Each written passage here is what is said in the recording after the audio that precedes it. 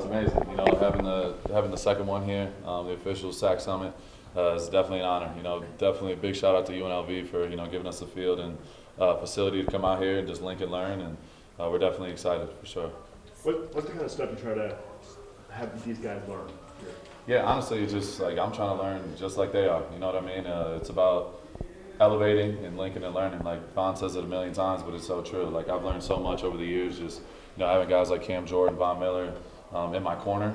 So yeah, just coming together and just bringing some of the league's best and putting them all in one room and just learning from each other. Max, between your contract this offseason and Myles Garrett, it seems like teams are investing more in edge rushers than ever before. Yeah. What do you think has gone into just the value of the position being recognized? Yeah, I think it's just value. At the end of the day, the quarterbacks are the ones that are the highest paid for a reason. Your quarterback's a super important part of the game, and we're the ones that are supposed to mess up the rhythm, their timing.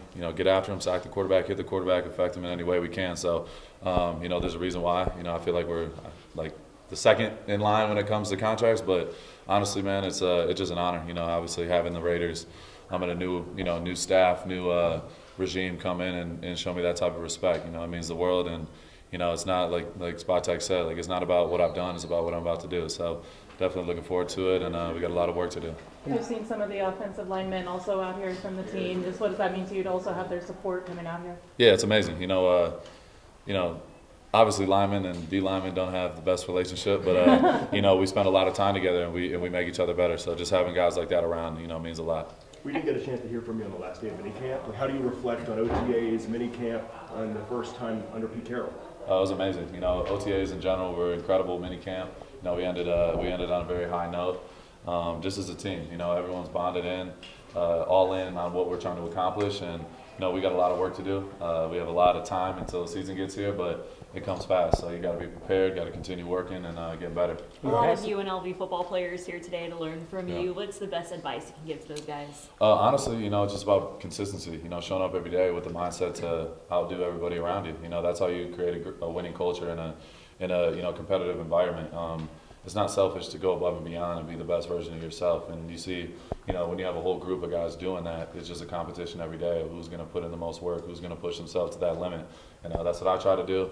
And that's what, as a young player, especially college kid, like you're out here trying to chase your dream and accomplish what, not many people get to do. So it's been real cool. We got to, stop by in the locker room and say what's up to the guys, and it means the world for sure. In the past, players just shared knowledge with teammates, not a lot with players from other teams. Why is it important for you guys to do these kind of events, TEU, SAC Summit, and share the knowledge with fellow teammates, players from other teams? Yeah, because I feel like there's always something you can learn. That's what this whole thing is about. Obviously we're on different teams, but for this weekend, we're on the same team together. So, yeah, it's really cool. And pass rush, community is a very tight knit one. You learn from the best and seeing those guys and what they do to win. And for me, it's just about taking as much information as I possibly can and try to apply it into my game. Max, when you hear, is there some from last year that you remember you learned and applied to your own game? Yeah, no doubt. I mean, every year there's always something you pick up. Specifically like just spin moves and specific type of moves. Those are things that when it comes to details and see how somebody else like kind of interprets and breaks down how they get to their spot and get to the quarterback is definitely a really cool thing because I have my own mindset when it comes to rushing, but I've learned so much, and Vaughn has helped me so much, specifically just learning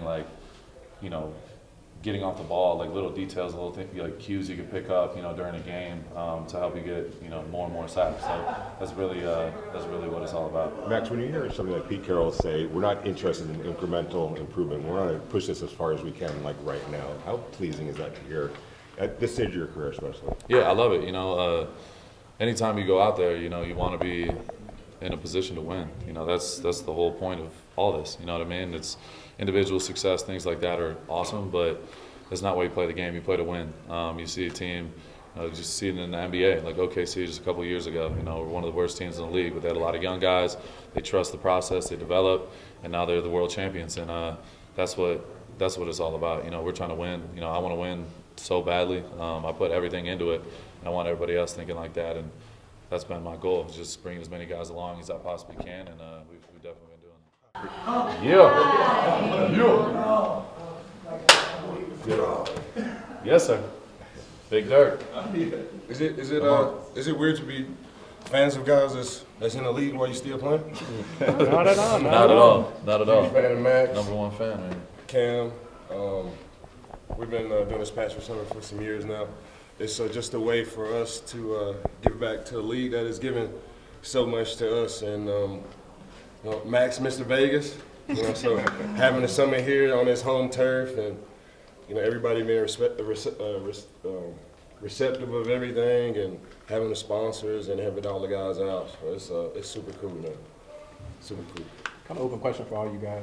I mean, every year you see, maybe young pass rushers come into the league that have a lot of physical talent, but maybe didn't, they had a couple sacks their last year in college. What do you tell those guys when it comes to figuring out how to use their physical ability to finish at the next level? Well, one of the things that we figured out a couple of years ago is really just tapping into that mindset. Probably 75% of the questions that we ask is mindset, perspective, what guys are thinking, what guys are looking at.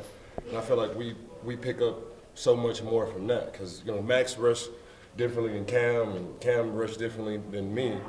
So the way we get it done is differently, but the way we come into the game with our mindset, we can all pick each other's brains on that. So whenever I'm talking to the young guys, I tell them, everything that you've done up until this point is going to take you to the next level. You just got to fine tune it and evolve. You don't want to come here and just totally change. Stay in your rhythm and who you are. You definitely got to get better though. You definitely got to fine tune it. But it starts, up with that mindset and mentality. Bob, what do you make of the growth of pro sports in Las Vegas? Just on Monday, there was groundbreaking of the A's ballpark, and of course now this is the home of the Raiders and the Golden Knights. It is a great city for entertainment, and you got sports here too. You got the Raiders here, and got the A's coming. All they're missing is a basketball team. No, they got one. Las They got Vegas Aces. Aces. Oh, the A's. Yeah, my bad. Yeah. NBA. Another NBA team. NBA. And they definitely have all the bases covered. But I mean, this is entertainment capital of the world, so you got to have sports here. Von, you're one to now. What did you see from Max when he first came out with you to now? I said this last night. Like, I seen it from day one. Like, I saw it from day one watching the film. Didn't have time to really spend time with him and really pick his brain until he came to the Pass Rush Summit. But I feel like what I want to do when I get done playing football is be in the front office and player evaluate players and coaches. And you just saw it. Max was the easy one to evaluate. You saw it from the get go, and for him to develop into the type of player that he is now is definitely super cool. It's like watching your little brother become Superman. Like, you see him go out there and kill guys and get all type of accolades. And like I said, man, I hope it's not weird to be fans of guys while you're still playing in the league. And I'm definitely a fan of these two guys right here too. And me and Cam, our careers started together. We're friendly in here, but we definitely want to get most sacks. I think I got 8 more than Six. Six more. We're keeping it reasonable. 127 and a half. Yep. 121 and a half. Yeah. So, we don't think about it, but we do. He doesn't think about it. When you're in the league, you don't have to think about it. You know what I'm saying? So, but the greatest thing is when you have guys from your class, or when you have defensive ends that you admire, you look towards as a competition, it's also pushing yourself to be at a higher level as well. Mm-hmm. So I'm looking out, and there was, when we were going a few years ago, you saw guys start to thin out around that 100 sack mark. But you see him reach it. Out of our class, there's so many. Him, me, Robert Quinn, Justin Houston. The guys that were getting close to the 90s, Ryan Kerrigan, and you're just like, all right, well, shoot, I gotta really put my foot on the pedal. But you see the next wave as well. You see the Trey Hendersons, the T.J. Watts, the Maxx Crosbys, the Bosas. When you look out, you're like, all right, these young guys getting it, but I'm still pushing it at a high level. This is where I'm pushing myself towards. Khalil Mack too. Khalil, Aaron Donald, Calais Campbell. I mean, it's so many guys that enter the club, and that's just it. It's like, as a running back, you got the 10,000 yard club. As a wide receiver, probably the same 10,000 yards. As pass rushers or as defensive ends, you always look at that mark, right? When you look at 100 sacks, you're like, dang, there's only 40, 50 guys in the history of the NFL that's ever reached it. You get to 125, now it's 20, 25. Every threshold just means something more. And so you're always elevating. And you come to the SAC Summit, where you see these young guys super hungry, when you come in and you're talking mindset, when you're talking different angles of how you attack them slovenly fat guys, which they respect. Yeah, which, you know, I'm never gonna be like, man, he's so fat and talented. Nobody says that about offensive linemen. I'm sorry, I gotta do better one day. But when you look at that, it's like, if I'm trying to get to a quarterback, how do I beat this obstacle that's in front of me?